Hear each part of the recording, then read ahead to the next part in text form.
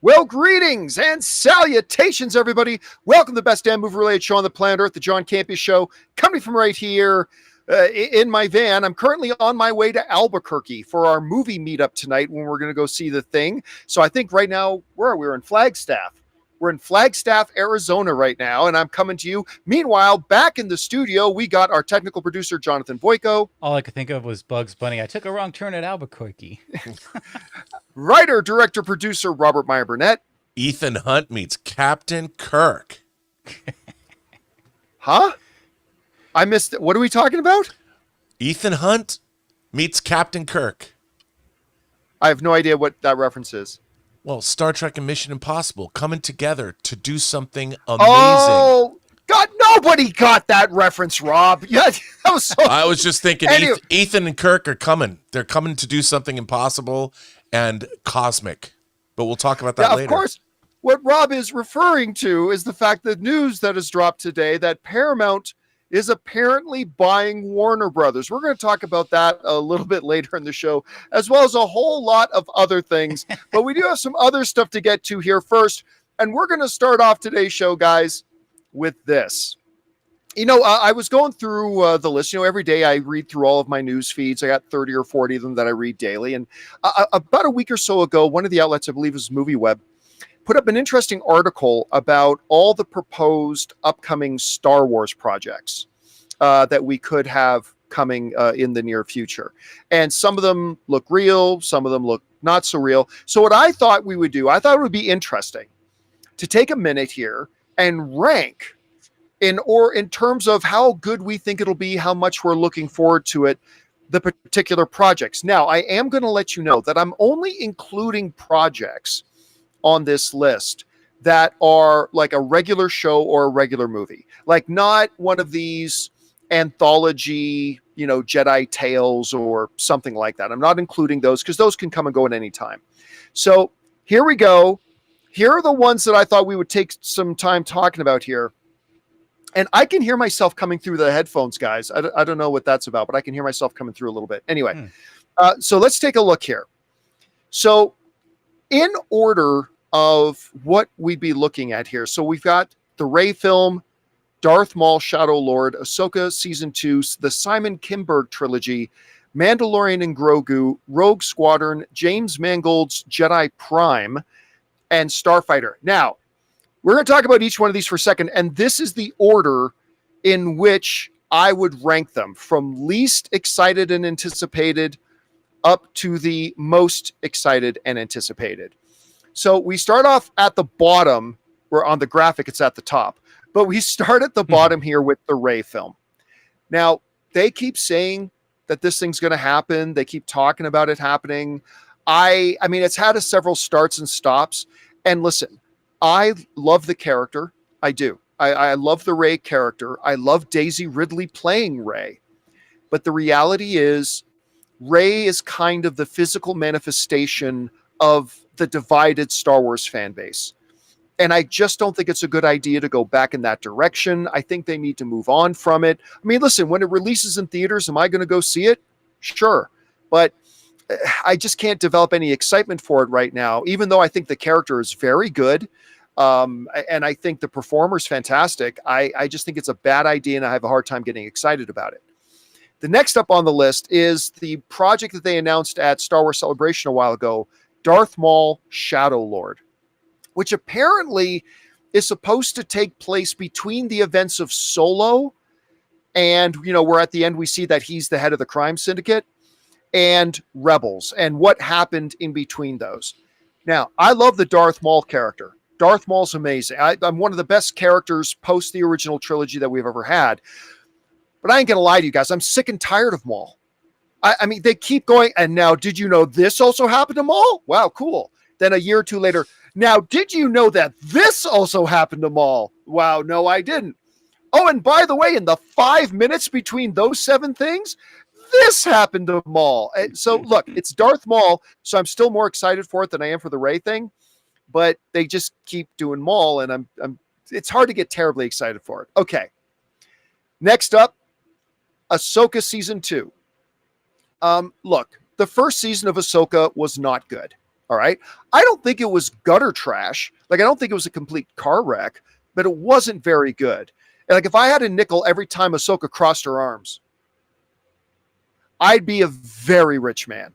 It was Arm Cross the show. But listen, it had some things going for it. It wasn't a complete waste. And you know what? It's one of those things where there were enough elements there that if they were able to correct the plethora of mistakes and kind of zero in on and build up and bulk up the things they did well, it could end up being something worth watching. So I've got a little bit higher on my list than, say, Rey or Darth Maul. All right. Next in my order of anticipation, did somebody just blow an air blower into a microphone? No, I just laughed. I went. Oh, okay. I'm like, what? It sounded like somebody was letting air out of a tire. No, because you got to the Simon Kinberg trilogy, and I just had to chuckle. The Simon Kinberg trilogy. All right, I'll tell you why. It is pretty much right in the middle of the pack for me. One, you know, Star Wars right now doesn't have a good track record with launching new trilogies. Remember the guys from Game of Thrones were going to do a new trilogy, and then Rian Johnson was going to do it. You have Bison. Then Rian Johnson was going to do a new trilogy. That never manifested. They recently announced Simon Kinberg's going to be working on a new trilogy. I have my doubts it's ever actually even going to happen. They're still saying it's in development, and maybe it will. So I'm of mixed thoughts on this, which is exactly why I have it right in the middle of my list. On the one hand, you have what was the latest X-Men movie he did again? X-Men Dark Phoenix. Yeah. Not good. Not good. And I'll tell you what, a completely bad idea for a big tentpole project like that is completely the wrong idea for making that your cinematic debut, right? For making that your directorial debut, which is what I think it was for Simon Kinberg. It's a bad idea, and that movie kind of showed why. But on the other hand, this is the guy who wrote X-Men Days of Future Past, which I think is one of the greatest comic book movies of all time. He's also written a lot of other very good stuff, and he worked on Rebels, and I loved Rebels. So I'm kind of middle of the road on it. So I'm going to put it right there in the number 4 spot, or if we're going from 1 down, in the number 5 spot. All right. In my number 4 spot of my most excited and anticipated upcoming Star Wars projects is Mandalorian and Grogu. Again, kind of right there in the middle, because I really like Mandalorian. I do. Season 3 was a big swing and a miss. I mean, season 3 wasn't very good. But I like Mandalorian and Grogu overall, and so I'm looking forward to seeing more Mandalorian. Well then, John, why don't you have it higher on your list? Well, I don't have it higher on the list because of the aforementioned season 3. That was a big disappointment. But also because I don't get terribly excited about a glorified television episode as a theatrical movie. I mean, they haven't had a movie out in 6 years. And the first one they're going to come back with is Mandalorian, an episode. So anyway, love Mandalorian, but kind of squeamish about the whole thing too. So it's right there in the middle of this. I got it at number 4. All right. At number 3, the probably is never going to happen, but they keep saying it's going to happen, is Rogue Squadron. Now look, the latest update was Patty Jenkins last year, I believe, saying that because she's not doing another Wonder Woman and because she left the Cleopatra project, her and Star Wars talked, her and Lucasfilm talked, and they decided to go back to the board and develop Rogue Squadron. So she says she's still working on it and that her and Star Wars have a deal. Now, whether or not it gets the final green light or not, we'll have to wait and see. I remain excited about the potential of it, though, because ever since that big announcement they made with Patty Jenkins on the runway with the X-Wing fighter and talking about, you know, her family's history with the Air Force and all that kind of stuff, I got really excited about it. I love the job. I mean, she's an she has made movies that have won Academy Awards. Okay, she got Charlize Theron her Academy Award by directing her in Monster. She did a great job with the first Wonder Woman movie. Not so much the second Wonder Woman movie, but we'll let that one go. So I've got Rogue Squadron up as high as my number 3. In my number 2 spot, how can I not have James Mangold's Jedi Prime? A story going back, the last I heard, like 25,000 years to the first Jedi Knight. Now, how James Mangold decides to handle that, I don't know, and I don't care. He is simply one of the best filmmakers on the planet. Like in the A tier, you've got Denis Villeneuve and Christopher Nolan and Steven Spielberg.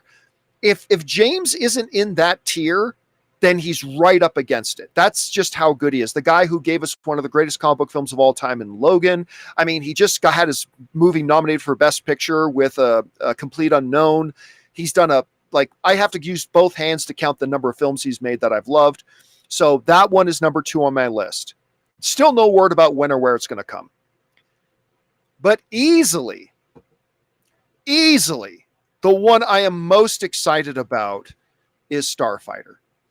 Not just because it's called Starfighter. That's a big win already by itself. But you've got Sean Levy, who's coming off of Adam Project, which was way better than it had any business being. Coming off of Free Guy, which was awesome. Coming off of Stranger Things, which he did an amazing job on. And coming off of Deadpool and Wolverine, which was a $1.3 billion hit. And he's working with Ryan Gosling, who I think is just one of the best guys in the business right now. Also, they just announced Aaron Pierre. They announced, who else? Mia Goth is going to be in there. They announced Amy Adams is going to be there, 6-time Academy Award nominee Amy Adams. I mean, this is the most excited I've been about a Star Wars project in quite a while. It is absolutely the most I've been excited about a Star Wars project in a while. So now again, let me reiterate, there are some other ones that are being thrown around and tossed around, but some of those are like anthology animation things, and some of those are things that I just don't believe are actually happening anymore. But those are the projects I got coming up. That's the order in which I would rank them. Rob, out of all those projects, which ones to you are you most excited about, and which ones are you least excited about? Well, I'm most excited about Starfighter because it's actually getting made. Because it's actually happening. I mean, and I would say right underneath that, Grogu and the Mandalorian and Grogu, only because that we know is getting made. Ahsoka, I'm not excited about because I thought the first season was really disappointing, and the rest of it, none of it's going to happen. So you don't think the Darth Maul animated one is going to happen? You don't think the Rey is going to happen? The Darth Maul animated series I could see happening because it's the easiest to make, in terms of doing animation. It's Disney. I can see them doing that. But I think the problem with all of these things is they're all, no matter what, I mean, even going back to the Jedi Knights, and that interests me. Like if James Mangold was going to do it and you're going to go back 25,000 years, that's interesting because you can explore a story that we've never explored before that goes even into different genres. Like, how is a religion born?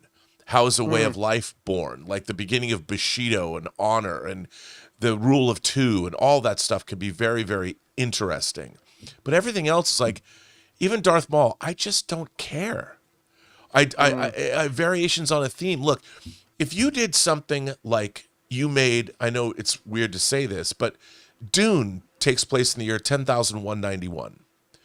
The way that Mangold will go back in time 25,000 years, if you went 10,000 years forward in the Star Wars universe and just left this era, just be gone with it and start something anew that has at its core some Star Warsian, whatever, the battle of good versus evil. But all of this is it's hopelessly unimaginative. All of it is just rehashing. You're taking things and remixing them and putting them back. At least with something like Starfighter, you're taking almost like a different genre, almost like if things are to be believed, Starfighter is more of a Western. It's one man, who has to save the life of so-and-so who's lost his family or something. Now that's interesting that you're moving genres. And I mean, Star Wars is kind of a Western anyway. There's Western, samurai. I mean, Boba Fett's kind of the man with no name. And I kind of like seeing that happening. But I think that Star Wars really, there's so many ways and so many things you could do or go. And it just is it seems so limited in its thinking. That's why I think Mangold's, of all these movies, like you pointed out, Mangold is not only a great director, but he's also a great screenwriter.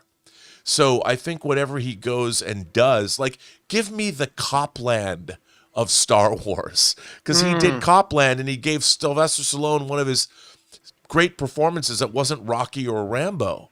And Mangold can do that. You know, he can give us Ford v Ferrari. He can give us A Complete Unknown. Give me, I don't mean to, you know, make some music biopic in the Star Wars universe, unless it's about Filgrin down in the modal nodes. But that could be something interesting and unique. That could be really exciting. Everything else is kind of like we know Mandalorian and Grogu.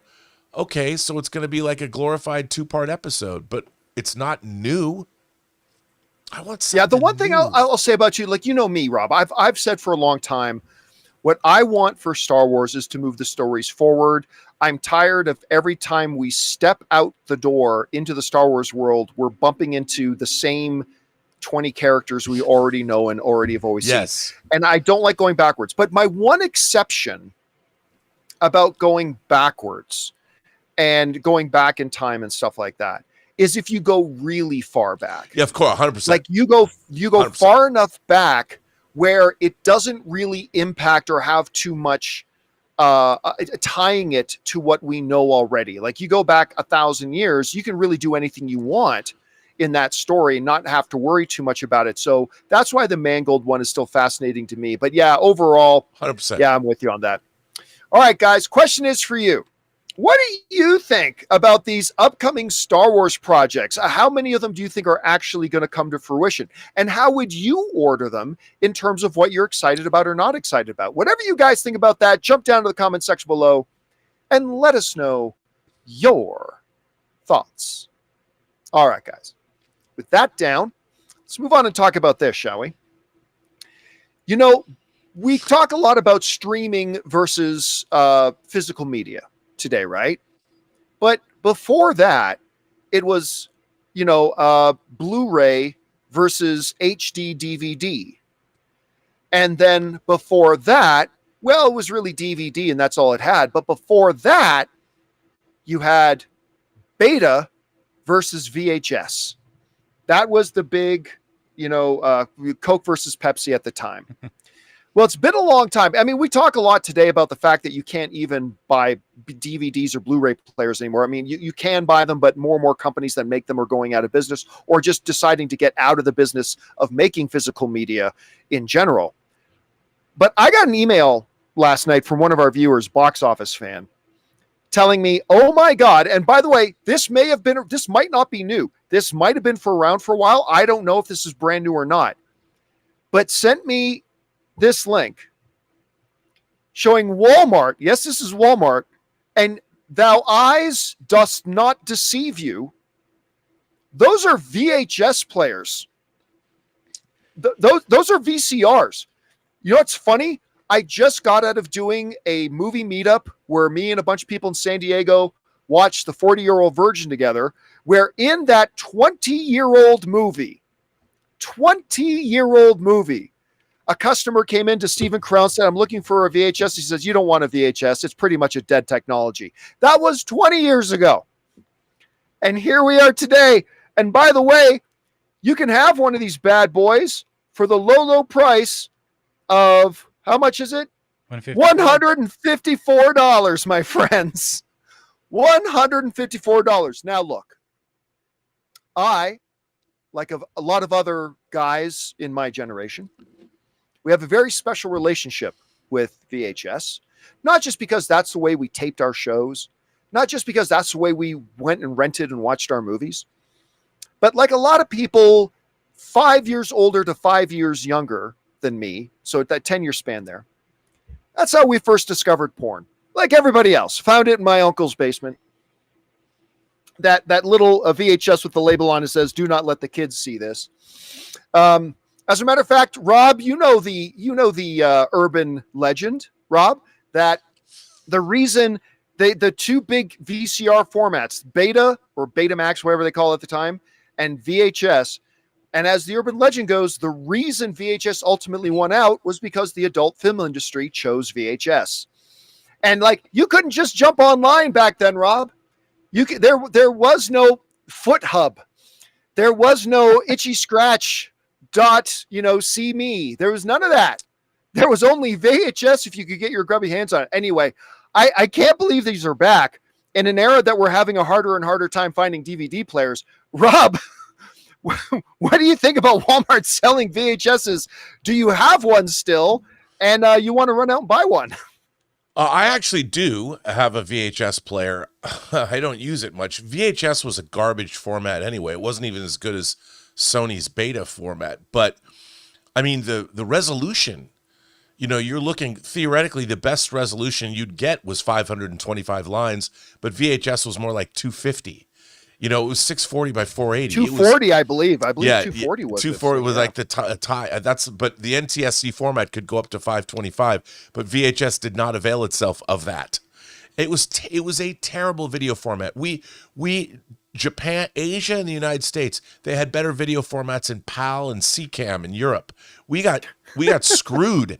I mean, we got the worst video format ever. I would never, ever, ever want to go back. If anybody tried, look, John, I was a video pirate for 20 years. I collected thousands of movies on VHS tape. I can't even tell you how much money I spent on blank tape.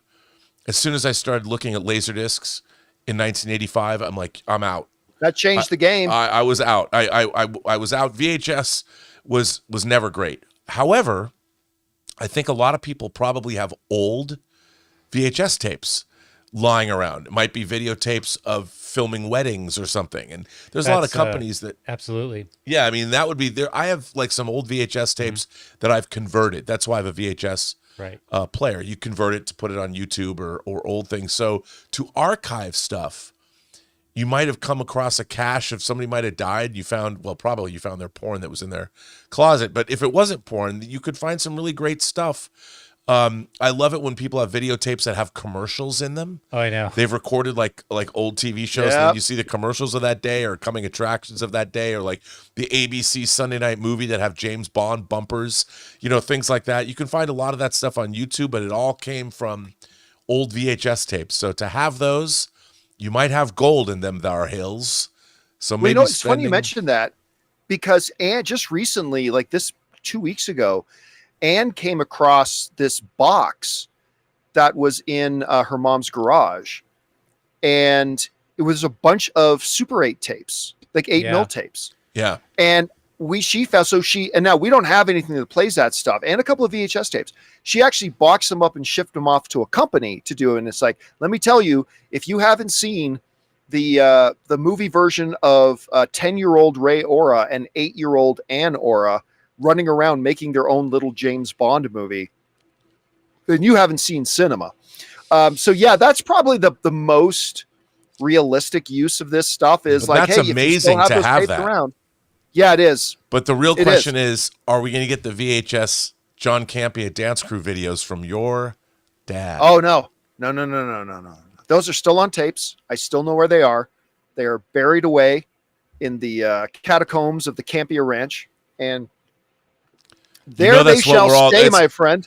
That's other than like, the JFK files. We need to have those tapes. Well, when they release the Epstein files, I'll release the breakdance There video. we go. All right, guys. Question is for you. What do you think about this? Apparently, Walmart is selling VHS. Maybe you still got the original Star Wars collection sitting around somewhere on VHS. Maybe you've got some of those movies and you just never have a way to play them. But would you pay $156 for them? I don't know. Whatever you guys think, jump down to the comment section below and let us know your thoughts. All right, guys. With that down, let's move on to this, shall we?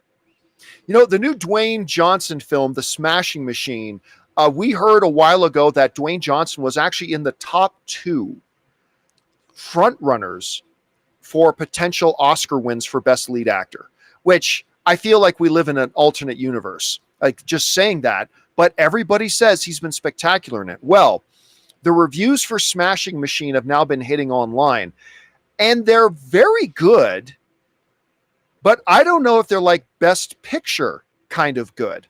As of right now, Rotten Tomatoes lists The Smashing Machine at a 78%. Again, very respectable, very good.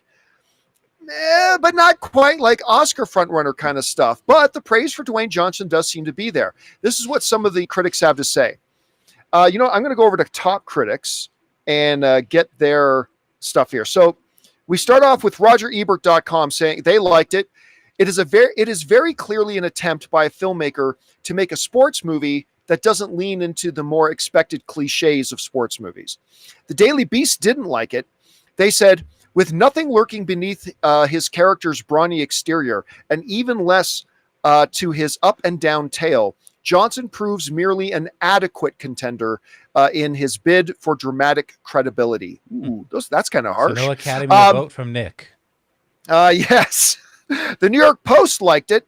They wrote, the very believable winding back of the clock to when MMA wasn't nearly as huge as it is now allows Johnson, one of the world's most famous men, to disappear enough that we mostly forget it's The Rock up there. By the way, that's high praise to me. Like to watch a movie with The Rock and like have The Rock disappear and just see the character. If he can do that, that's pretty impressive. The guys over at Sight and Sound liked it. They said Johnson makes it a fascinating essay on physique and fame, in which a guy who almost sacrificed one and nearly not, but not quite in the pursuit of the other, is played with consummate skill by a man who is the epitome of both. I love that. That's well worded. That's very well worded, actually. I like that too. The Wrap liked it. They said, it's not one of those triumphant sports movies we're all tired of, but it's not wrong to say that there is some triumph here. Time Magazine liked it. They said the persistent drive of the now what that makes this movie work. The Little White Lies wrote, it's a film that feels gloriously alive, earnest in its depiction of masculinity that is fragile rather than toxic, while still grappling with the question of why anybody would choose to make a living in such a barbaric way. And I like this quote from the BBC. They wrote, Johnson is probably the only actor alive who could play Kerr convincingly. His colossal sculpted bulk fills the screen, and his towering appearance raises the question of why Marvel uses CGI for the Hulk in an Avengers film. Anyway, and it goes on like that. So you could see that even the critics, again, right now, it's got a 78%, and that's good. And the critics that seem to like it, none of them are jumping up and down about it saying this is movie of the year, but they're saying, hey, this is really interesting. This is really good. Some, not so much. Which makes me think, Rob, if the movie itself is just good, which is all I really ask from a movie, be good. Sure. Be a movie that I enjoy going to watch. But everybody still seems to be raving, except for that one guy, about Rock's performance. I don't know. We'll see. So, Rob, you're hearing the reactions coming out, the reviews now coming out for Smashing Machine, this movie which if it wasn't for his physique, Dwayne Johnson would almost be unrecognizable. What's standing out to you, and where's your anticipation level like for this movie? Well, what I really like to see is when a performer sort of sublimates himself into the part. And I would think, like, we've always seen The Rock as basically variations on The Rock, no matter whether he's in Jungle Cruise or San Andreas or The Rundown or whatever. But I really like the fact that Dwayne Johnson made it a conscious decision to be in a biopic and really, whatever Rockisms there are, I mean, I know he's playing somebody who's very similar to him, but he really is taking on the persona of somebody else. And it's really the first time where you're not just watching The Rock, you're watching an actor portraying a character that actually existed. And I think that for him is a great move. I think it's really interesting, and I really love the idea of seeing someone like The Rock take that on. And look, I didn't expect this movie to be, I don't know, Rocky. But I think it's really great to see him stretch as a performer and to do something new and unique. And where he really decided to make it about the subject matter that he was portraying rather than be about, here's The Rock again. And I give him all the credit in the world for that. And I think that you've got one of the Safdie brothers made this movie. Yeah. I think you have a world-class filmmaker. I really like the comment where it said it's a sports movie that's trying not to be your typical sports movie. So for me, that's two strikes in favor of wanting to see this film, and it makes me really interested in delving into it. So I'm excited to see this movie. And by the way, we're kind of overlooking here Emily Blunt. Right. being in this too, who he worked with before on Jungle Cruise. Look at how giant he is in this picture. He's huge. He's so big. He looks very different now. He lost a lot of weight to be in another Safdie movie. We'll talk about that another time. But I mean, he worked with her in Jungle Cruise. Again, I didn't think that movie was very good, but the two of them had fantastic chemistry together. Yeah. I really enjoyed watching them together. So this is not going to be that fun romp down the Nile, but I am still very excited to see what kind of chemistry the two of them have together in more of a drama. All right, guys. Question is for you. What do you think about this? I know a lot of us are excited to see this movie, see Dwayne Johnson do more of a dramatic kind of role. We're hearing good things about it. What do you think about the review so far? Are you excited for it? Are you not? Whatever you guys think, jump down to the comment section below and let us know your thoughts. All right, guys. With that down, let's move on to this, shall we? You know, Orson Welles, the great Orson Welles, had this movie called The Magnificent Ambersons. And it was well received and all that kind of stuff. But I believe it ended up being like a movie that was under 90 minutes. It's butchered. Orson Welles, what's that? It was butchered. It was cut to shreds. Oh, yeah. Yeah, but the critics ended up loving it. They did like it. But see, what happened was he made a movie that was like 2 hours. And the problem was he didn't have final cut. And the studio, RKO, took it and ripped like 43 minutes out of it and burned it. It was gone. Well, now, this is interesting there. There's a poster of the movie. This is kind of interesting here now. An AI company that's backed by Amazon is going to use AI to restore those lost 43 minutes. The article's here in the Hollywood Reporter, where they write, Orson Welles' lost movie will use AI to reconstruct the missing 43 minutes. Says the Amazon-backed firm Showrunner is the name of the company, led by Edward Sachi, is using the film as a test case for how Hollywood can overhaul production. The results won't be commercialized. The tech giant has not obtained the rights from Warner Brothers or Concord. All right. So the first thing that we should probably mention here is this, is they don't have the rights to do this. They don't have the rights to do anything with this. They have not gotten permission from the studios at hand, none of that kind of stuff. They're simply saying they're going to take techniques and try to rebuild those missing 43 minutes. And Rob, it sounds like they're going to utilize a lot of traditional techniques in doing it as well. Like, from what I understand, it looks like what they're going to do is they already had somebody like overseeing building 3D models, like traditional CGI building 3D models of the sets and getting actors to do certain body motions and stuff like that. And they're going to use components, more traditional components. It's weird, Rob, using CGI to build a 3D set as a traditional method. I guess now that's a traditional method. Times have changed, but they're gonna mix in some traditional methods with rebuilding this.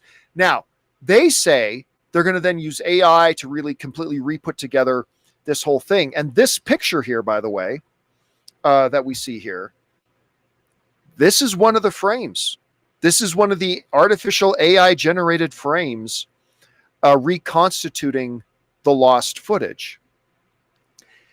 Rob, when I read this story, I'm reminded of a joke that Patton Oswalt once said in talking about making boner pills for men over 80. Patton Oswalt said, "Science, we're all about the coulda and not about the shoulda."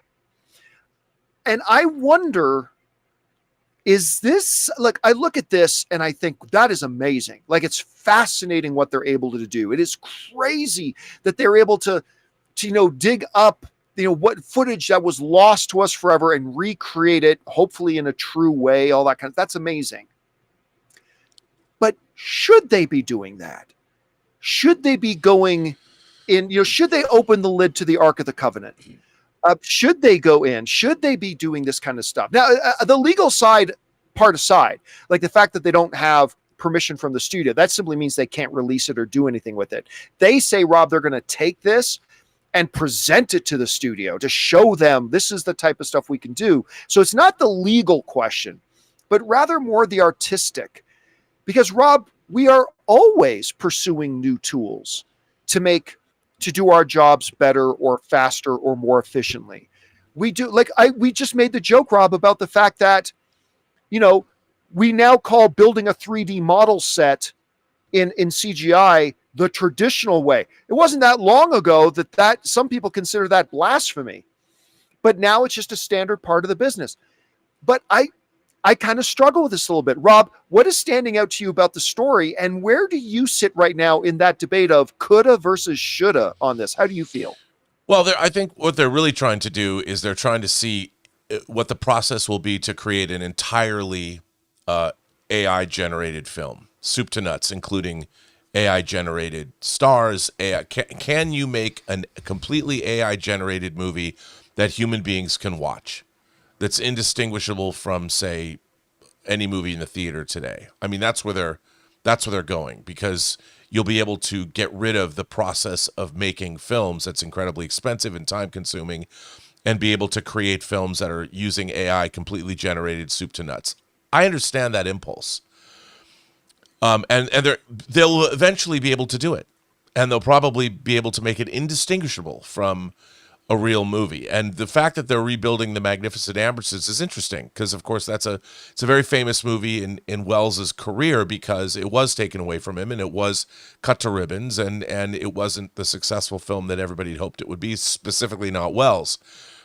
But at the end of the day, I think John, we're going to see this happening more and more. Yesterday, there was a story in the Hollywood Reporter how an AI company is going to launch a podcasting network that's all full of AI podcasters, and they're going to make podcasters. And I'm like, why? The funny thing is I understand why they're doing it, but the real question that we're all going to ask ourselves is, do we want to watch movies that are completely AI generated?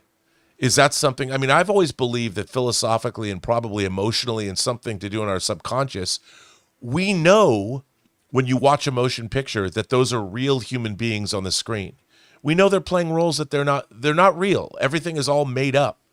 But there's something about seeing the twinkle in the eye of another human being that makes movies so fascinating. When you saw the human face, like we can only ever see human faces the way we're locked into seeing them. But you put a human face 40 feet up on the big screen, which is giant. You look into the eyes of your favorite movie star. That's something we can only see in the movies. Will we feel the same way knowing the human beings that look completely photorealistic, that are completely, absolutely looking real and sounding real? If we know they're not real, will we still want to watch movies? Or is there something in our subconscious? Even animated films. We know that animated movies have the voice of real people. What's going to happen when animated films are entirely done in AI? Those will be the first to fall. And are we going to watch them? That's what I think. This is all part of it too, because if the answer is yes, why make movies anymore without just why not just generate everything in AI? And that's going to be, John, is going to be the question about art in the rest of the 21st century. There's a school of thought that says, show your work. I first heard this from a musician on YouTube, that she studied music her whole life, and now somebody can generate a song at the push of a button. But that doesn't mean you can stand up in front of an audience, play a guitar, and capture an audience with your music. And she said she wanted to adopt the philosophy of show your work. Well, with filmmaking right now, people can show their work, whether they're doing effects with computers, whether they're on set shooting in front of cameras. We can see the work that's being done. But when you can't, will people still want to watch? And that's what I think they're testing with this. Yeah, and I think there's a line, right? I think there's a line. Like, for instance, it wasn't me making a choice. It was just, I'm on YouTube a lot. I watch a lot of YouTube in my living room, stuff like that. And I'll come across some interesting looking videos and click. But my mind has not gotten to the point that as soon as I click on the video, if I can tell right away, this is an AI generated video, like it's not a real person reading it, it's not whatever, which YouTube is now flooded with this garbage, I instantly turn it off. No, but at the same time, I believe AI, I don't see any problem with somebody using AI as a tool, right? As a tool to help you improve something or whatever. But this whole thing where it just does everything for you, it doesn't have a soul. It just doesn't have anything there for that. Now, one of our viewers in the live chat, brought up an argument I hear a lot, saying they should be using CG artists to make those rooms, to make environments, to make that kind of stuff, instead of taking their jobs away and giving it to AI. Okay, but let me play devil's advocate for a second.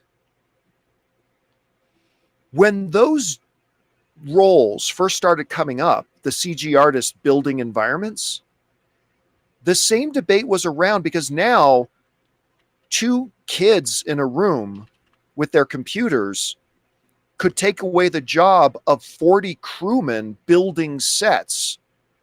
So it's just a part of the evolution, right? Like we're fighting for the jobs of the CG artists, and of course we should. I have a CG background. I worked with a CGI company. I have a huge love for CG artists. I'm just saying this as an example, but let's not forget that when those jobs started to become a normal thing, there was a lot of other people that put out of work, and it took a lot of other people's work away. So is that just a part of the evolution of how tools evolve, or is it a bigger philosophical question? It's one I don't pretend to have the answers to, though, Rob. I think the difference is, and as you eloquently pointed out, everything to this point has been a tool that people can use. What AI is doing, and I think that people don't quite grasp this, is it eliminates humanity entirely. Like, other than the fact that somebody's got to write a prompt, but even you're going to get to the point where you're going to ask AI to write a prompt, then AI is going to generate a script. Then that script is going to be generated and turned into a movie or a TV show by AI. And there will be no human interaction in the creation of it at all. Zero. And we're there. Music, you now that somebody can write a prompt, you can write a prompt and get a song, but nothing in that song was generated by a human being. That's right here, right now.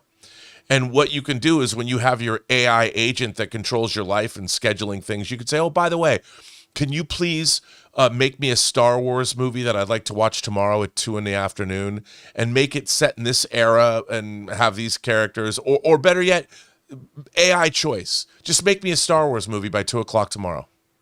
And you'll get an entire movie that's scored, that stars 20 different characters with AI voices, with people that don't exist. And we're already there. And I don't think people grasp it. I still have people coming at me, John, going, well, you're eliminating people's jobs. I'm like, you don't understand. We're living in a world where those jobs are already gone. We are just waiting to catch up to that point. There is going to be, if you look, some people say, oh, Rob, this isn't true. We're going to lose 80% of anybody working, if not more, maybe 90, of any job in the arts. It's gone. It's going to be completely eliminated. And the real question is, do we want to live in that world? And this is a question that's going to be probably the biggest question facing humanity, assuming we survive the next 10 years. Because we have to ask ourselves, what is our existence? What really gives us meaning? What are human beings going to fill their days with in 10 years when AI has taken over every endeavor that we do? VHS porn. No, because even that'll be AI generated. You already have AI generated porn now. But let's bring it back to the topic at hand, though. I mean, so then where do we say the line gets drawn, right? So, for example, a great example of this is, remember that film Zodiac, right? Mm-hmm. I remember I was watching a making of it, and I was amazed to find out that some of the shots outside in front of the city weren't real. They actually amazing visual effects in that movie. Yeah, they built the green screen. They artificialed it in the background. Okay, that's interesting. Instead of using the real location, they did that, and that's fine, because as an audience member sitting in the crowd, I didn't care. I just cared that it was a great looking movie and it worked well. So the question then becomes, where does the line get drawn? Are we saying don't use any AI tools at all in making a movie? Are we saying it's okay to use AI tools to generate 10% of the movie, 50%?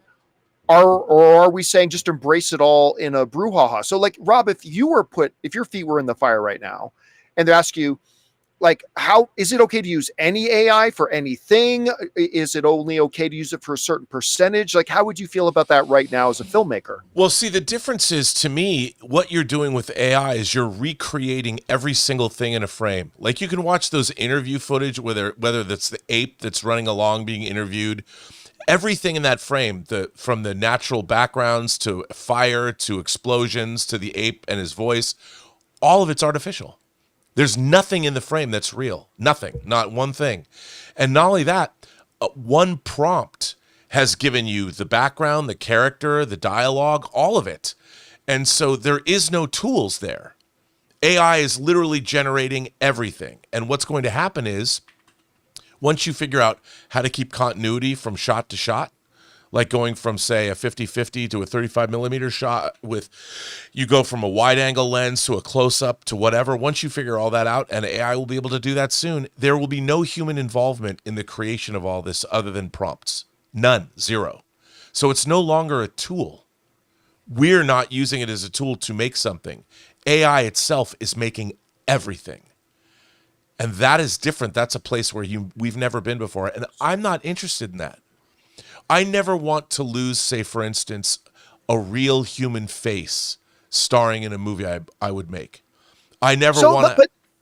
But let me ask, where do you draw the line then? Do you say, like, don't use AI at all in anything? And if you are to say you can use it in some places, what would be acceptable applications of it? Well, the thing is, like, it's like what George Lucas was doing with The Phantom Menace. What AI is going to allow you to do is generate entire environments that you can have people walking on a green screen set, and I mean, we're already there already, but instead of, like, right now for the volume, you have to go have those backgrounds ready to go first. Mm-hmm. Like, now with AI, you don't have to. You can just call up whatever it is you want, and it will generate whatever it is you need. You don't even need a photographer to go out and take that picture of whatever that background is going to be. Everything will be, real time using whatever engine, whatever AI generative engine they're going to have. And all you're going to need, you're not going to need a camera person. You're not going to need, and it just depends. How far do you want to go down that line? We're going to have to put up walls, and then eventually people are going to be like, you're going to have some 14-year-old kid making the next Lawrence of Arabia, what Coppola used to talk about. There's going to be a 12-year-old girl in the Midwest who makes the next Citizen Kane. Yes, and it'll be entirely AI generated. We are there. All right, guys, question is for you. What do you think about this? An Amazon-backed company is using AI to recreate 43 missing minutes from that Orson Welles classic. Is that exciting, or is that terrifying? How do you see AI being used or used properly? Should AI just be banned entirely? Or, like other digital tools that we've embraced as standard now in the industry, is there a place for it, but only certain place? And then how do you erect those walls? However you guys feel about it, jump down to the comment section below and let us know your thoughts. All right, guys. With that down, let's move on to this, shall we? James Gunn made the official announcement, and Warner Brothers made the official announcement that Superman, the next movie in the Superman saga that they're calling it, Man of Tomorrow, is coming in 2027. So it's going into production here soon, and we're going to have the movie in 2027. And they promoted this announcement by putting up that piece of art by, I believe, Jim Lee of Superman and Lex in his battle armor. That got everybody speculating that we were going to see maybe a Superman and Lex Luthor team up. Well, it's not speculation anymore. According to this report in Variety, James Gunn has confirmed they are teaming up in the next movie. Superman's sequel, Man of Tomorrow, is the story of Superman and Lex Luthor teaming up against a quote-unquote much bigger threat. Filming starts in April of 2026. That goes on to say this. James Gunn appeared on the Howard Stern Sirius XM radio show, I watched this actually, and said, "We're starting to shoot the Superman sequel, Man of Tomorrow, in April of 2026 or so. Warner Brothers has already dated the comic book tentpole film for July 9th, 2027, which will essentially be 2 years after the release of Superman." James Gunn said this, "It's a story about Lex Luthor and Superman having to work together to a certain degree against a much, much bigger threat." Gunn teased about his sequel for the first time. "It's more complicated than that, but that's a big part of it. It's as much a Lex movie as it is a Superman movie. I loved working with Nicholas Hoult. I relate to the character of Lex sadly. I really wanted to create something extraordinary with the two of them. I just love the script so much. All right. So now the speculation, the theorizing about this new Superman movie, Man of Tomorrow, being a Lex team up is no longer theory and it's no longer speculation. He's straight up confirmed it by saying they're going to be working together to a point against a much, much bigger threat. This makes sense to me. You know, Rob, I theorized when we were first talking about this that it's going to be a reverse Batman versus Superman, where Batman and Superman are fighting each other at first, but then later team up against the bad guy. I think this is going to be reversed. I think it's going to start off with Superman and Lex realizing they got to work together, and then probably Act 3. Okay, now that that's done, all bets off, and they fight each other. So kind of that thing in reverse. And, you know, we also talked the other day about who could this much bigger threat be, you know, when it comes to forcing kind of Lex and Superman to team up together. And, you know, for me, I think a couple of the big obvious ones are, I think Zod is a good example of that, because Zod is an alien for which he would hate him just as much. But Lex might think, you know what, at least this alien, Superman, pretends to not want to take over the world. Let's deal with this other problem first, and then I'll deal with him. So another one was Doomsday could represent that. I think a lot of people think Brainiac, Rob, but I kind of think Brainiac is not something I don't think you just bring in Brainiac in a part 2. I think Brainiac is going to be a bigger thing that they build up to a little bit later down the line. That's the only reason I don't think it's going to be Brainiac, because I don't think you do a Brainiac one and done in a Man of Tomorrow movie. I think they'll save him for something bigger. But anyway, Rob, James Gunn's now confirmed it. It is a team-up movie, 2 point, with Lex and Superman, and they will be teaming up against a quote-unquote much, much bigger threat. What do you think about the approach, and who do you think this much, much bigger threat James Gunn is talking about is going to be? Well, I think it's a great approach, and I think it's really interesting. He said he loved the script so much, meaning it looks like he's already written this, which is why it's greenlit, because a lot of people were speculating on, wasn't James Gunn going to wait until the script is ready? And he said right there that I love the script so much. I love this idea because the title Man of Tomorrow refers to both of them. You know, it's not just, it could be both of these guys represent the men of tomorrow. And maybe we have to work together, that men of tomorrow figure out ways to collaborate and move forward together, or not. But in terms of like the big threats, I think from a James Gunn perspective, I don't think he's going to go Zod again. I think Zod's somebody he could bring in later. Zod is the obvious answer. I think he will go, and same with Doomsday, because we already saw him, but you never know. But I think going for like a Brainiac's such a James Gunn, almost a cliche character. But there's great, if you look at a Brainiac in the animated series and the way he was portrayed, it's great. I love that portrayal of Brainiac, and he's got his big chrome skull ship and all that. And then, of course, there's Mongol from Warworld, who I always liked. Mongol could give Superman a beatdown. There's the obvious being Darkseid, because if you want to introduce the new gods, you know, you've got not just Apocalypse, but you have New Genesis, and you've got everybody that comes along with them.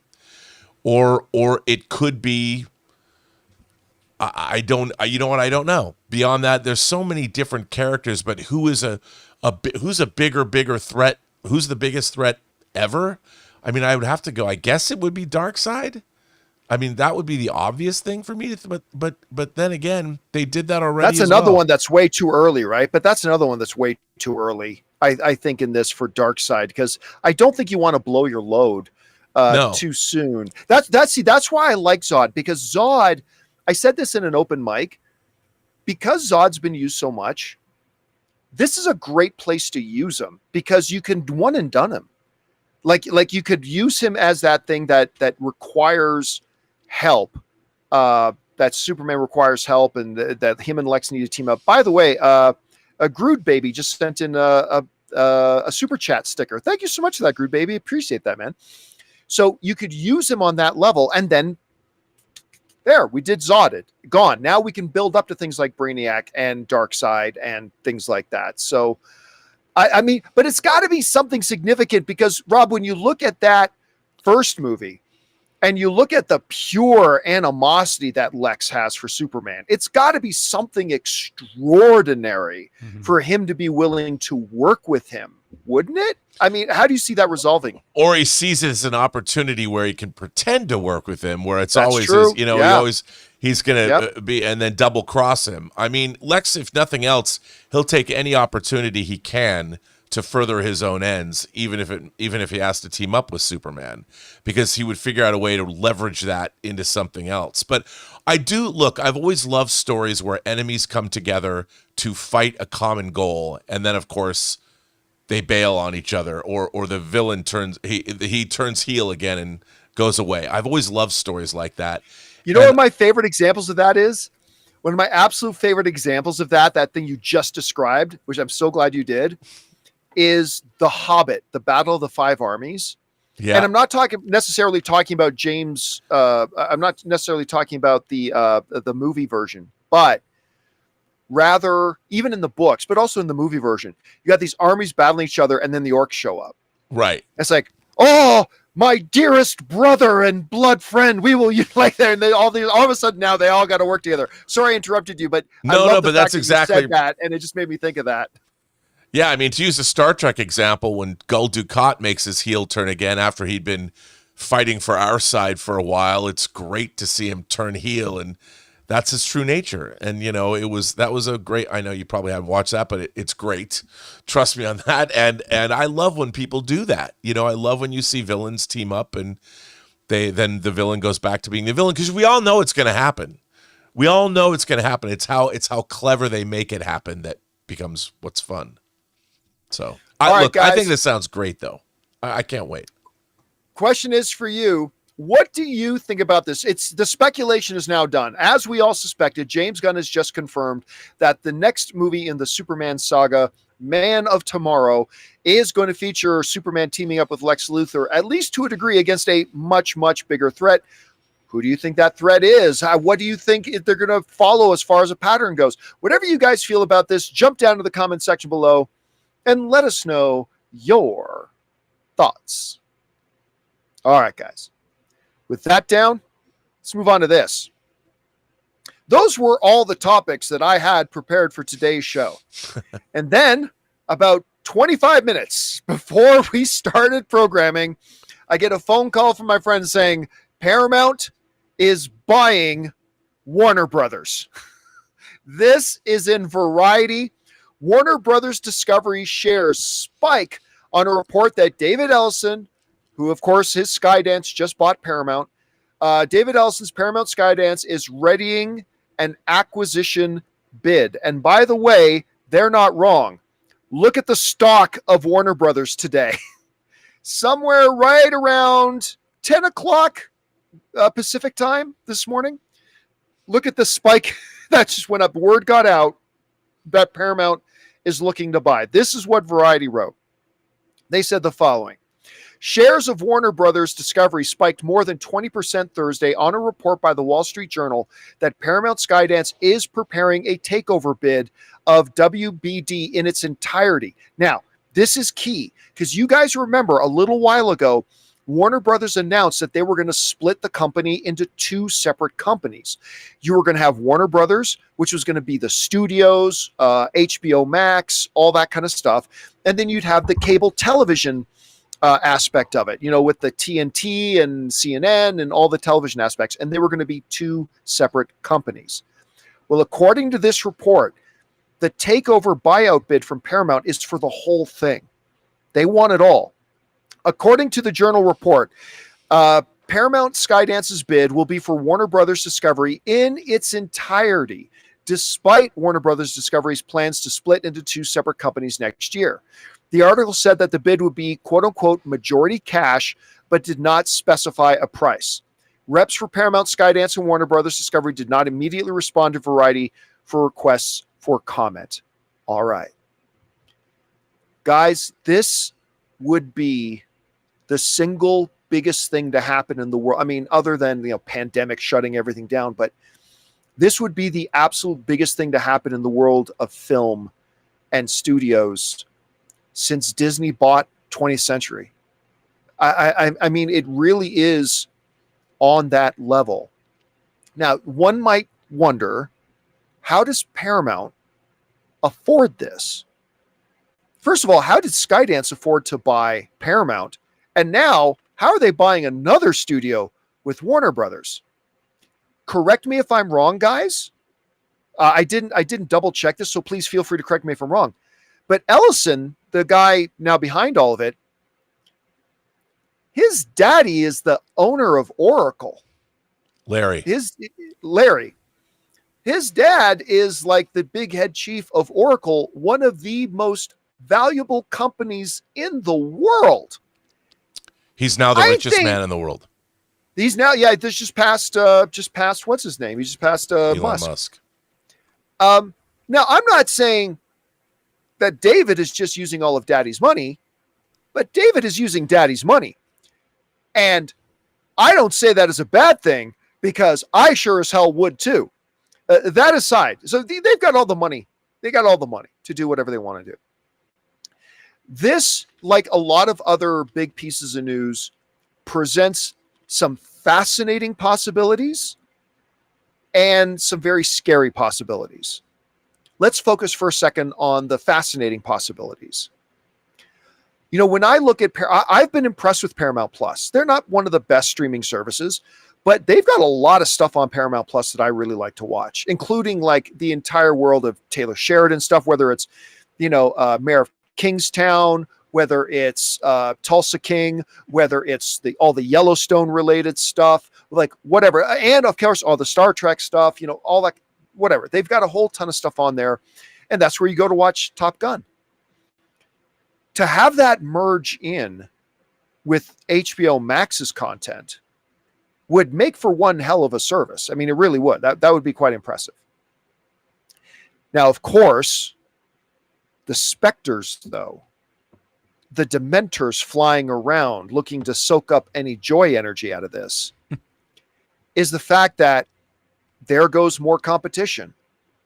There it goes. More merger, less competition, less innovation, jobs lost. Is it look, I don't think you can pretend like there aren't really good potential things about this merger. There are good potential things, but there's a lot of bad ones too. Now, some might then say, would the FCC possibly greenlight this? Well, look, I'm only speaking for personal opinion. You believe what you want to believe. But paying the president of the United States a pretty big bribe seemed to help grease the wheels to get the takeover of Paramount done. I bet it extends into a takeover of Warner Brothers as well. Which late night host is next? Yeah, which late night host is now going to be next? Again, you guys believe whatever you want to believe. You think whatever you want to think. I'm just expressing my own opinion on something. Could be right, could be wrong. Whatever. But Rob, I don't think it's an exaggeration to say this would be seismic. Like this is earth-shattering. You're talking about two of the most storied, historic, like combined hundreds of years of presence in the business companies now possibly being merged in. And by the way, it's not really saying what Skydance would do with it, Rob. Like maybe they keep it, maybe they buy it and own it and still operate them as two separate companies. Maybe they merge them into one big mega studio, which is probably what they'll do. I don't know, Rob, you heard about this. What's your first reaction to it and what's standing out to you the most? Well, one that's a cash offer. I mean, that's an incredible thing. I think this is terrible for the entertainment business. And I think it's terrible because these kinds of mergers are not at all about the core business of what both Paramount and Warner Brothers do. Motion picture studios make entertainment. They make movies, they make television. Now, of course, they've branched out into cable and all of these information delivery systems that can send out their entertainment. But at the end of the day, after all these mergers and acquisitions happen and stock prices and lawyers get paid and all the money that's going to change hands and all the billions of dollars, how does this help the core business of making entertainment? And I don't think it does. I think what you're doing is you're eliminating more hubs of innovation. Like you said, Paramount and Warner Brothers, even if you look at film history, studios make different kinds of movies. Warner Brothers was known for doing their film noir films, and Paramount did, for instance, adult thrillers in the 80s and 90s, things like Fatal Attraction and Indecent Proposal and everything that they were doing there. They made adult techno thrillers like the Tom Clancy films. Warner Brothers wasn't doing that. Warner Brothers was making Lethal Weapon, and Warner Brothers was doing other kinds of movies. And the studios have differing philosophies of what they're going to make. They have different creative executives. They have different the people that run the studios are different. They have different IPs. So what we get is a diversification of entertainment, which means more people are working, more shows are getting made. Has 20th Century Fox's output been very, very large since they were bought by Disney? The quiet king of franchises, the president, Steve Asbell over there, has been leaning into their IP lately and making some bangers, whether it's Alien, whether it's Kingdom of the Planet of the Apes. They're starting to branch out into making new movies. But has 20th Century Fox, other than keeping the Avatar films going, have they had a great big presence since they were bought by Disney? No, because Disney's been focusing on their brand. I mean, Skydance hasn't even been able to make a financially viable Star Trek movie under their stewardship when they were just financing Paramount's titles. Why don't they slow their roll, focus on their core business at Paramount, start making great entertainment before they're buying? I mean, I understand what they're doing. They're getting a library. Film libraries are going to matter moving forward. Huge library. That was one of the main reasons Disney bought Fox, was not to get the X-Men, it was to get that library. No, it's to get that library, because libraries are going to be exploited forever. I mean, eventually what people are looking at, you talk about AI, you'll be able to insert yourself into Casablanca soon enough. You can be Rick Blaine, you can be Laszlo, you can be Ingrid Bergman if you want. That's why, and all the more stuff that you can have people that they can insert themselves into with AI, and that's coming down the pike, that's going to be hugely valuable. You could star as Martin Riggs in the Lethal Weapon movies, because they'll own the Lethal Weapon movies, and you can do whatever you want with them. Artistic integrity be damned. I mean, we're moving into a different world. Well, let's not get sidetracked into making another. No, AI but I'm just saying that. here. But that's just one of the many things, and they want the cable networks. They want all of the things that already exist, and I think ultimately what it comes down to is this going to allow more people to go to work and make movies and TV, or less? And I think the answer is less, and that's sad. Yeah, I mean, okay, first of all, I don't disagree with anything you said. But let me play devil's advocate for a second.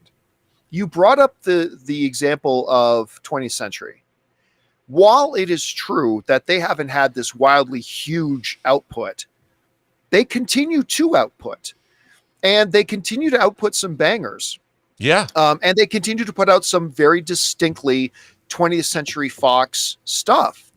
And not a lot of new things, though. They're only making their previously existing IP. Right, but like you mentioned, they are building up to that. It seems to be they seem to be stretching their wings a little bit more lately, and we'll see where that goes. And so I completely believe that there is a way you can incorporate those two companies together and still have their identities there and have the types of movies they make. There's a way. But do I think that's what will happen? I'm not optimistic that it does. The key point to all this is what I started off with. I love us having options and choice. And the more these mergers happen, the less option and choice we have. You know, it is one of the great joys. Yeah, I don't know why. I've always been like this since I was a kid, Rob. You know what I love doing? I love walking into gas station convenience stores. Me too. I love walking into 7-Elevens. You know why? Because it's like looking at all the snack options and see, we are getting now into a world where the proverbial movie landscape for us as consumers and as fans is going to be walking into that 7-Eleven and like, you can either have Lay's sour cream or Doritos, and that's it. That's all we got left on the shelf, guys. I mean, what about this brand and this brand? No, they're gone now. They're gone. Lay's bought them all and Doritos bought them all. You just nailed it. Because, you know, the core business of these companies is to make entertainment. And if they're all under one roof and you have a certain amount of executives deciding what gets made and what doesn't get made, they have a tendency to like what they like, and you're not going to see any other choice. And the real question is, at the end of the day, are we going to get more great entertainment that tells us great stories that have many different subject matters to deal with? Now, by the way, it should be pointed out here that others are going to put in bids too. Yeah. If Paramount's going to put in bids, others are going to put in bids. There are some that I like and some that I don't like. Somebody mentioned to me, this is not on record yet, but somebody mentioned to me that Netflix might be putting in a bid for it. To me, that's a worst case scenario. Netflix getting Warner Brothers would be apocalyptic. It would be the absolute worst case scenario because the fuckheads over at Netflix going, no, we don't like movie theaters. Fuck you. And you know they're going to take everything that Warner Brothers does and make more streaming garbage out of it. And I'm sorry. Look, I'm a Netflix subscriber. I've been a Netflix subscriber longer than any of you. I really do like Netflix, but they are terrible for movies. They make terrible movies, and they don't care that they make terrible movies because their terrible movies don't need to make box office. They just want to fill their content quota, and that's why 95% of all Netflix movies are complete bullshit and useless. So, look, Rob, as much as I hate this amalgamation, as much as I hate, and here's the thing, Warner Brothers is not in any danger of going under. Like when Skydance was going to buy Paramount, there was that lifeline aspect to it, right? Yeah. Because like Paramount, we've known for years that Paramount's in trouble. And it's like, okay, Skydance took it over. It's got great financial footing now. Now they can grow. But Warner Brothers isn't in that same situation. And but look, Rob, I'll say this. If it comes down to Netflix buying them or Paramount, at least Paramount's going to keep them a movie company. And so I would much rather them get it than somebody like Netflix. Again, but that's choosing the lesser of two evils. I wouldn't mind Apple taking them. But the reason I like Apple taking them is because, number one, huge money that they can put behind it. Number two, Apple wants to get more into the theatrical business. And number three, I think they would, instead of like just amalgamating Warner Brothers into Apple's culture, I think they would accentuate Warner Brothers culture. So I would rather see like an Apple take them over, but I haven't heard Apple's names put out there yet. Okay, so Rob, let's say for a second, just for the sake of the discussion, that Warner Brothers now getting taken over is an inevitability. Who would you like to see be the suitor to come along and ultimately get them? Well, this is going to seem silly, but David Ellison. Because of all the suitors, he loves movies the most. He does love the movies. Think about it. I mean, if you think about what Big Daddy Larry gave both David and his other daughter, Megan Ellison, I think he gave them each $600 million to start a company. Oh, that's it? That's it. It wasn't. I know, right? So Jeez, Megan started Annapurna, and David Ellison started Skydance. Annapurna was great, by the way. They put out some really good stuff. They made they didn't make any money.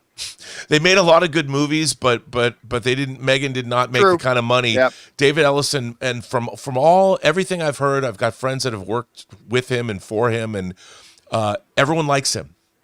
You know, and he is by all accounts somebody who really loves making great movies and television.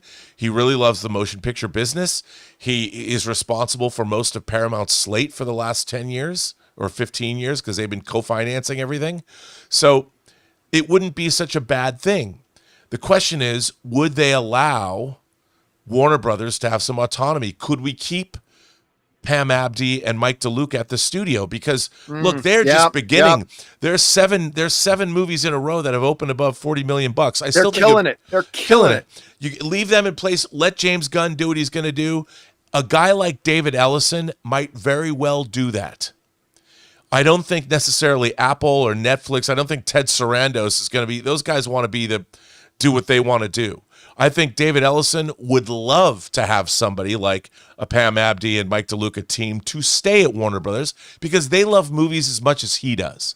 And I'll tell you something, though, as we saw the Amazon folks, the team that they have, people having like Sue Kroll over there and having Courtney Valenti over there, and what we saw the success with F1. Yeah, and what we saw. That was Apple. That was Apple at F1. But what we saw Amazon making their commitment to theatrical, and the fact that they've both Sue Kroll and Courtney Valenti were lifers at Warner Brothers, and they were brought over to Amazon. So there's a lot of interesting things going on. I just don't know. And I don't know enough about finance and business. I wish I did. All this kind of stuff makes me want to. I watch a lot of movies going to college, but I didn't learn F all about business. So I wish I was like what I had a tenth of what Roy Lee has in his brain, because I don't. I wish I could make deals. I wish I knew what was going on. I don't know anything about that. But I just hope that what I want is the movie business to continue to flourish and make great entertainment. That's whatever's going to foster that is what I'd like to see happen. Rob, I think you were with me at CinemaCon that first year David Zaslav was there. And he came out, and one of the things that we walked away with from that was like, this dude just this guy worshiped movies. Like, yes, he did. Zaslav loved movies. And what has been the result? He got, DeLuca and Abdi. He kept them in their spots when all the rest of the industry was saying their jobs on shaky ground and all that kind of stuff. He developed a movie making culture where now we've had, like you pointed out again, Warner Brothers just set the all-time Hollywood record with 7 films in a row now that have opened the 40 million or more. And, having these big successes, and they're just really, and all different kinds of movies and great movies and all that kind of stuff. You bring up the one really good potential saving grace about all this is, David Ellison may have what I refer to as resting dumb face. Okay. But this guy, you're right. From every interview I've read of his, from every time I've heard him talk, this dude's a fanboy. He really is. He is a sick movie fan. He loves the movies so much. And listen, and I got to say, over the past month or two, we've been sitting here applauding almost every move that they have made. Like almost everything they have done so far. Again, haven't made a single movie yet, but like all these moves they're making behind the scenes, the deals that they've been making, the structure they've been setting. We've been sitting back here, Rob, for a month or more going, that's really smart. And that's really smart. And that's really smart. Like they've been doing a really great job so far. They've been ambitious. They're clearly swinging big and laying out that cash too. And they got the cash to back it up. And so if in all this, like I'm like you, overall, I don't want to see more choice disappear. I don't want there to be less independent studios making their stuff. But I'll take solace in that. Would you take a quantum of solace? I would even take a quantum of solace in knowing that at least it's going into a guy. And you know what? I think you're right, Rob. I think he's the type of guy who would keep DeLuca and Abdi. I think he's the kind of guy who absolutely would keep James Gunn. I do worry that he'd be a little bit more interfery than David Zaslav was. Yeah. But if he can take on the role of a facilitator, if he takes on the role of coming in to say, okay, all my studio heads, James Gunn, DeLuca and Abdi, whoever else, you tell me what you need from me. What do you need to reach my goals? My goals, I want us to be the biggest, best movie company, biggest, baddest motherfucking movie company in the world. I want us to be all that kind of stuff. What do you need from me to be able to do that? If he takes on a facilitator's leadership role, this could be really great. If he takes on I want to be the one to make the movies role, then it could be a real disaster. But who knows? We'll see. And who knows? Maybe they're not even the ones who get it. Guys, question is for you. What do you think about this? News broke this morning that Skydance Paramount is sitting in a mostly cash bid to buy the entirety of Warner Brothers. Reports now coming out that other outlets and other studios and companies are going to be lining up to make their own offers as well. Good news, bad news, probably bad news. But if it is, who would you like to see take them over? Maybe it is Paramount. Maybe it's somebody else. Whatever you guys think, jump down into the comment section below and let us know your thoughts. All right, guys.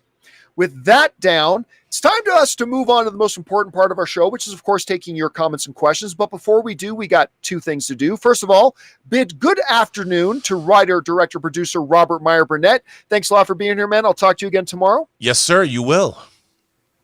And, of course, we also need to take a quick second here to thank the sponsor of today's episode of the John Campea Show, our friends at PrizePicks.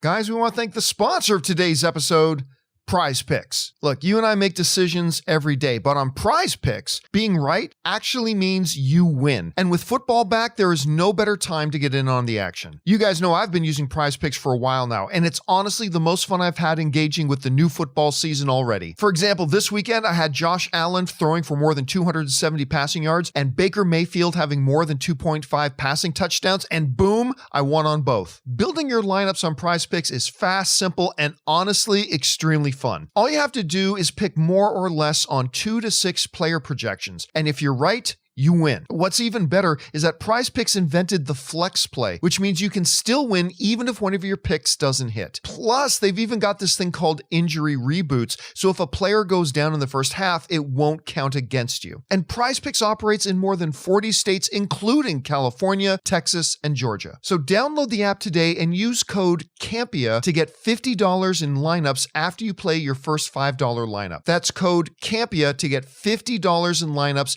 after you play your first $5 lineup. PrizePicks. It's good to be right.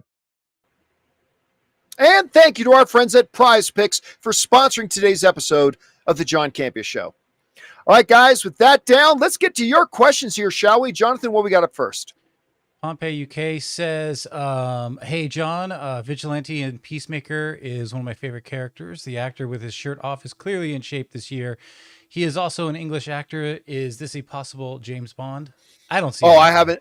I don't see him as a James Bond. No, but he's in great shape, and I love the character. I love him as the character. When he goes in and takes off Economos's pants so he could wash them and fold them for him. I don't know why. I just about died laughing. I love it. I don't see him as a fit for Bond, but I just haven't seen him in enough stuff. And I'm just saying, I haven't seen anything in his role as Vigilante that tells me he's a good fit for Bond, but maybe if I watch some of his other stuff, I would change my mind. Mm-hmm. All right, what's next? Garden Variety says, seeing promo articles of Spartacus coming to Netflix with Aaron Cummings distinctly mentioned. Hope that coming to Netflix brings her more great opportunities. I have not seen any of them mention Aaron. I mean, I would love it, but spoiler, her character dies. But anyway, yeah, look, let me say, Spartacus is not one of my top 5 favorite shows of all time because Aaron's in it. But I guess it is in a way because like the first 2.5 episodes of Spartacus is some of the worst television I've ever seen. But somewhere in episode 3, they completely find their stride. And it went on. Now, the reason I kept watching it, even after the first couple of episodes were terrible, was because Aaron was in it, right? Because Aaron's in it, I'm going to watch it. But I'm glad that happened because after that first couple of rough episodes, it got really damn good and now sits as one of my top 5 favorite shows of all time. All right, what's next? All right. Joe Adonis says, hi, John. Just a heads up, the I-580 traffic is notoriously congested during Fridays. You might want to head there earlier than your planned departure. East Bay traffic can make you go psycho. So this is, I think, when you're going up north. Okay. I have no idea where you're talking about. I'm saying East Bay, it's got to be like San Francisco area. Oh, the San Francisco area. Yeah, I mean, I'll look at my driving times of going up there. I'm planning on getting out there probably sometime in midday for when we do the San Francisco meetup. So I'll keep an eye on it. All right, what's next? Anonymous says, do you think there is ever a chance still for an actual Halo movie after the horrible TV series? Number one, I don't think the TV series was all that horrible. Did this TV series live up to its potential? No. But I thought season 1 ended strong. And I actually quite liked season 2. I did.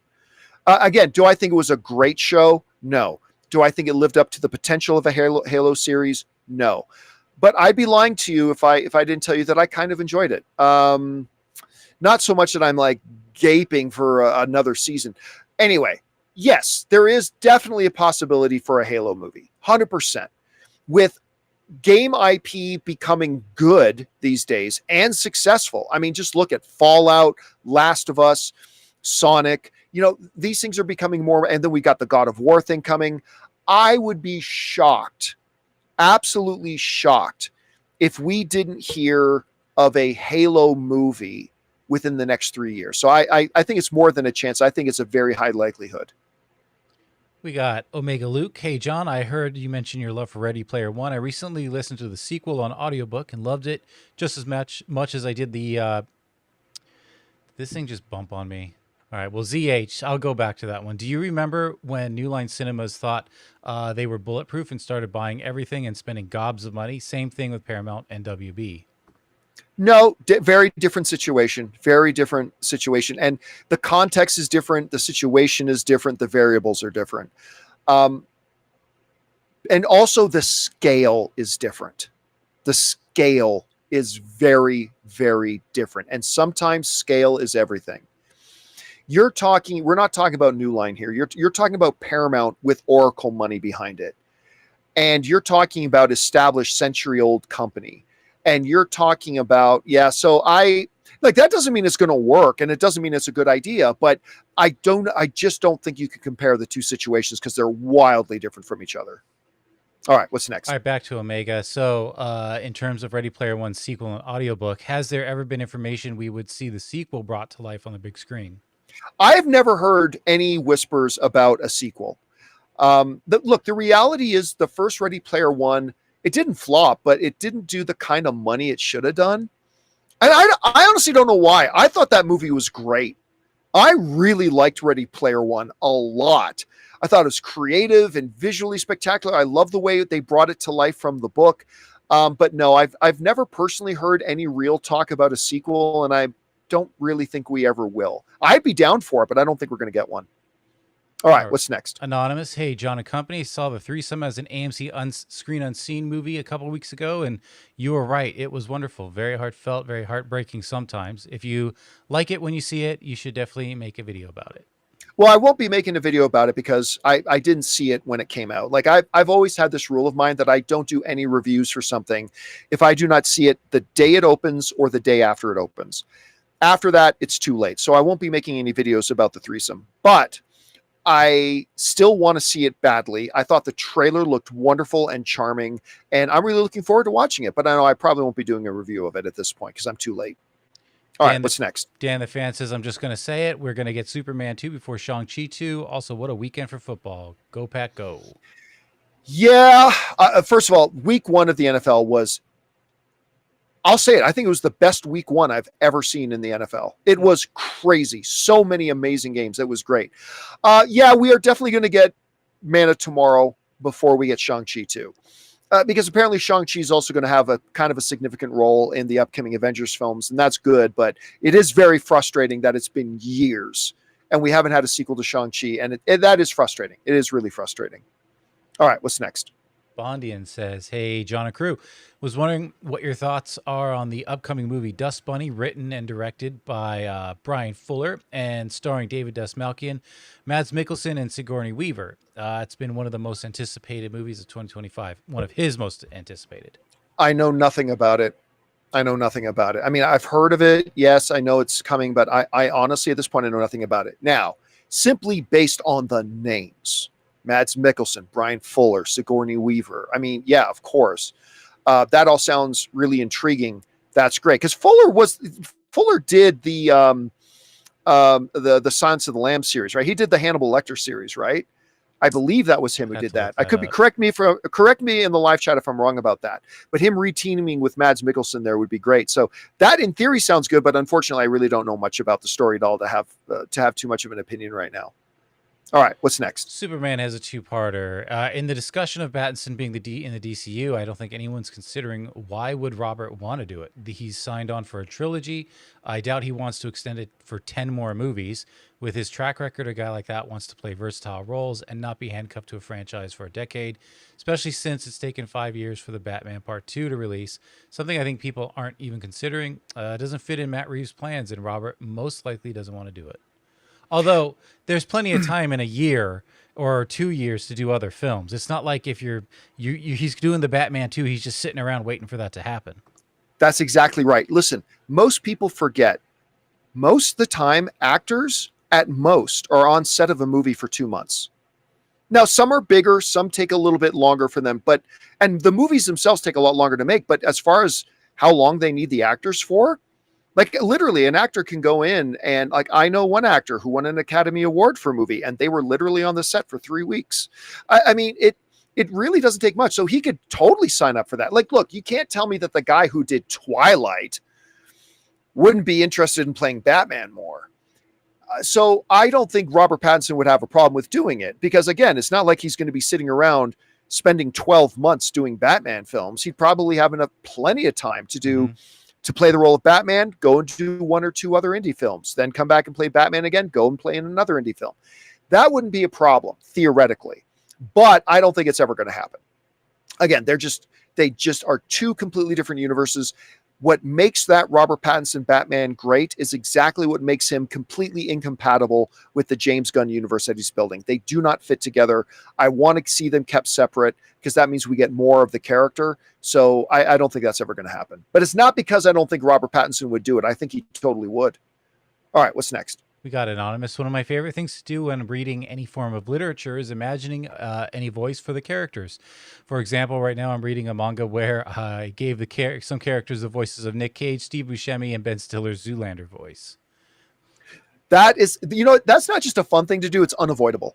I know. Like when we're reading a story, go ahead. I do often like imagine an actor I'm familiar with or think would be good for that role in my head. Yeah, we automatically create a voice in our head for it, right? Which is part of the reason why when a movie that's based on a book gets made, so many people gripe and complain. You know why? It's because they already have a voice in their head, and that's not what that voice was. And that's why I often make a rule for myself that if a movie is coming out based on a book, I will not read the book first. Because I don't want to go into it with baggage. I want to be able to evaluate and watch the movie based on its own merits. Now, I broke that rule for Project Hail Mary. But other than that, that's one of the reasons I avoid it. Somebody in the Marcus Wine live chat, Gilbert Godfrey's voice. Every character you read should be Gilbert Godfrey's voice. All right, the thing about the cosmos is really people do not understand. I loved him. Dan V. Superman making $125 million with its theatrical revenue is very impressive. That's about 3 times more than Man of Steel's 42. Superman made more with its revenue than BVS, which was 105. It shows how significant budgets are for the revenue. Yeah, if you got a bigger budget, you got to cover more. Yeah, I'll be honest with you. I can't remember exactly how much profit, because it was profitable. I can't remember how much profit Man of Steel made. But listen, I really do hate these comparisons. Like, they are 2 different movies made by 2 different companies in 2 completely different sets of circumstances and contexts. Like, Man of Steel came out, by the way, for the record, Man of Steel is still my favorite Superman movie. And Henry is still my favorite Superman. I love the James Gunn Superman movie. Love it. Love David Cornsweet. But Man of Steel is still my favorite. But listen, Man of Steel came out when superhero movies were starting to summit as being the hottest thing in Hollywood. They were becoming the biggest box office thing. Several billion dollar comic book movie box office films had just come out. They were on the rise. They were apexing. Man of Steel was coming off of the Christopher Nolan Batman films. It was an optimistic, bright, exciting future for comic book movies at that time. And that was the context in which, and by the way, the pandemic hadn't happened. And that was the context in which Man of Steel came out. The 2025 Superman movie came out when DC's reputation was in the toilet, when 25 to 40% fewer people were going to the movies, when the comic book movie genre had struggled because of quality drop, but the comic book movie genre has been struggling. What's the point in trying to compare? Like, what's the point in trying to compare? Like, of course, more people went to go see Man of Steel because comic book movies were in a different place. More people were going to the movies at the time. It was coming off a position of strength with the Christopher Nolan Batman films it had been years, but that was the previous thing they had done. And Superman 2025 was completely different. So what's the point in comparing them? I'd say Superman 2025 compares very favorably when you understand all the context, but it doesn't really matter. Look, they both were successes to me. They're both great. They're very different from each other. They were made by 2 totally different companies. and I get to love and appreciate them both. Anyway, all right, what's next? Anonymous, I love movies and still watch everything, but I don't feel hype anymore. I liked Caught Stealing F1 and F4, but wasn't excited before. Only Superman and Sinners really had me excited, both WB since maybe Spider-Verse. Have you ever felt this? Well, they're definitely movies. They're definitely films. I'll give you a great example of one right now. Mandalorian and Grogu. I'm looking forward to watching it. I'm glad it's coming, and I'll definitely be there opening day. But I'd be lying to you if I told you I was really excited for it. I'm not really excited for it. Now, in John Favreau, I trust, but again, it's just it's 2 episodes of a TV series being dropped on a movie screen. It's hard for me to get excited about it. So yeah, there are often movies that come out that I'm like, okay, yeah, I'm looking forward to seeing that. I'll go see that. But quite oftentimes, I don't necessarily go into it with a huge amount of excitement. That said, there are still many movies I get really excited about watching, and I get really excited about seeing. But that's just me. I've just been in love with the movies my whole life, so it is what it is. All right, what's next? We got R2PC Gamer. John, what are your thoughts on Warner Brothers having a 7-movie streak of $40 million opening weekend since Minecraft and carrying to Conjuring 4? Do you believe this is historic year? This is a historic year for the studio within the past 100 years. Well, yeah, I mean, we've talked about this. It's obviously historic. Like, no studio has ever done that. It is crazy what they're able to pull off. And by the way, that streak might stretch to 8 films, depending on how well one battle after another. Oh, yeah. One battle after another with Leonardo DiCaprio. They're already saying that might be a front runner to win Best Picture now. The reviews are coming out of it from the film festivals, and people are saying it's maybe Leonardo DiCaprio's best film, which is weird because I don't think the trailers look all that great, but everybody is raving about this movie. But I don't know, because I don't think the trailers have been great. I don't know how many people are going to run out to see it. But if it does, if that is able, because remember, it set the record. Warner Brothers set the record with 6. They just extended their record with The Conjuring for 7, which broke all the franchise's box office records. 3rd biggest opening in history for a horror film. And now they got One Battle After Another coming. And if that can hit 40 million opening weekend, and I don't know that it will, but if it does, now that they've extended it even more to 8, and I don't know if that record's ever going to be broken. So yeah, it's pretty impressive. All right, what's next? Mega Red, on the Town podcast, Matt Bellany said he's heard Thor will be the 2nd most featured character in Doomsday behind Downey. What do you think of this, and what kind of role do you think Thor has? Well, if that's true, and I don't know that that is true, I've heard kind of different things, but let's assume for a second that that's true. If that's true, it makes a lot of sense. Not only is Thor one of your most powerful characters, I mean, he's the guy who shows up and says, "Bring me Thanos," right? That's who Thor is. Thor is Thor. But also because now that Hulk is wearing Hawaiian shirts to family barbecues, Thor is the one true OG guy left. I mean, you've also got Hawkeye, but Hawkeye's not going to take on Doctor Doom. So it would seem to make sense that Thor take more of a leading role in the movie. Now, I'm sure it's definitely going to be an ensemble piece, just like all the Avengers movies are. But even in the Avengers movies being ensemble pieces, Tony and Cap were kind of the guys at the front. I could totally see Thor being the guy at the front. It would completely make sense. Chris Hemsworth is kind of the veteran captain of the MCU right now. So, yeah, we'll see where that goes. I hope it's true, but I've heard different things. All right, what's next? Greg says, what show do you think will be better in 2027, Harry Potter or House of the Dragon? Well, we have a track record with House of the Dragon. Yeah, I mean, we already know House of the Dragon's awesome. But I'll have to lean to with what I know, which is I know House of the Dragon. We've had a couple of seasons. We know it's a great show. We know it's going to deliver a certain level of excellence. I have a lot of belief in the Harry Potter one. I really do. They have attached some of the best producers and showrunners in the business. They have a terrific cast. I love the whole conceit of the idea of taking it and really going into the books the way the movies never could. I think it's going to be great, but if I had to pick one right now, I'll go with what I know, which is House of the Dragon. All right, what's next? We got John, do you and Ann play couch co-op games? If so, have you played Split Fiction? I feel like you'd love it. Is that like We've never we've never Take played Two? Split Fiction, but we've played Take Two. Or It Takes It Two. Takes I mean, Two. It Takes Two. We played and we're obsessed with It Takes Two. Yeah. But you're not the first person to recommend this one to me. I've heard other people recommend this one to me, and we definitely are going to check it out. And damn it, I'm in the van right now, and I'm looking at our TV. I got our TV mounted that I'm using as a third monitor on the wall. We forgot to bring the Switch. And we were going to bring the PlayStation 5 too, so we could play a bunch of games. And we totally forgot to bring it. Damn it. Anyway, yeah, we're going to try that at some point. All right, what's next? Blake, my guess is that Chris ends up having to kill his father and brother again in the best universe ever because they're evil. It's all to show Chris what would have been had his brother lived and they stayed a happy but evil family.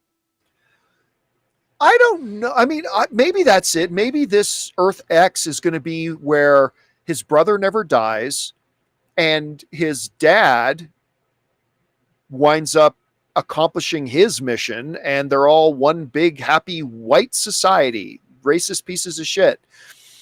Maybe it's just a totally different world. Who knows? We'll have to see. I don't think he'll kill his dad and brother again. I think he'll just leave the universe, but it would be interesting to see which way they go with that. I cannot wait for the next episode tomorrow night. I'm very excited about it. Or tonight. Tonight's a new episode. That's right. Thursday. All right, what's next? Matt says, hello, John and crew. Love the show and all your insight into the business. Your movie trailers, a love story rocked. Please come to thank you so much. Please come to Cincinnati for the Real Life Hall of Justice, a.k.a. Union Terminal. Hanna-Barbera was owned by a local company that provided picks for animation. First of all, thank you so much for the kind words about movie trailers, a love story. Yeah, listen, we're definitely coming to Ohio. That I know. I just don't know whether we're going to come to Cleveland or Cincinnati or maybe try to pick somewhere in between. That we haven't totally decided yet, but I can guarantee we will be bringing the movie meetups to Ohio 100%. I just don't know whether it'll be Cincinnati or not. All right, we got time for one more. What's next? All right. Lex Radu, theory, the big cameo of Peacemaker will be neither Batman or... Oh, you know what? We've read this. It bumped up. Let's see. And we read, so there was a gap where we had read a bunch. Okay. Home game, 6 Stanley Cups in an 8-season career with Montreal. Conn Smythe. Oh yeah. Smythe. Is it Smythe? Am I saying it right? Trophy. Conn Smythe trophy. Yep. For a playoff MVP before winning the Calder Trophy for Rookie of the Year. Still the only NHL player to do that. Taps ice with stick and respect. Rest in peace, Ken Dryden. Ken Dryden. Yeah, many of you may not know the name Ken Dryden because you're unwashed savages. It's the greatest sport in the world. Ken Dryden, he was before my time, but he was the guy. You know how there are kids today and everybody tells them, you guys never saw Michael Jordan, right? Because it's before a lot of people's time. Ken Dryden was that guy, at least when it came to the position of goalie in hockey. He is one of the greatest of all times. He was a magician. He did things as a goalie that the sport had never seen. It was unfortunate that he was a Montreal Canadien as a Toronto Maple Leaf guy. But I mean, yeah, I had the honor and privilege of meeting Ken Dryden once. He is an app for people who know and appreciate hockey. He is a legend. And I was shocked when I found out the other day that he had passed away. I really was. I was absolutely shocked and really sad to hear about it. He was one of the best. Even though he was a Montreal Canadian, he was absolutely one of the best. And all right, guys, listen, we still have more questions to get to, but we're getting caught up there. We'll work more on getting more caught up on tomorrow's show. But we got to hit the road because we've got to head to Albuquerque for our movie meetup tonight, which I'm really excited about. So that'll do it for today's installment of the John Campea Show. Thank you so much for being here and making our little show part of your day. Big special thank you to all you guys who sent in questions. Number one, because you gave us great fun things to talk about. But number two, you supported this channel as you did it. And all of us involved with the show, thank you guys so very much for your support. By the way, our Hallow Lord just sent in a little super chat badge. Thank you for that, Hallow Lord. Appreciate that very much. Of course, big thanks to Robert Meyer Burnett, our technical producer, Jonathan Voico. See you guys later. My name's John Campea, and until next time, my friends, bye-bye.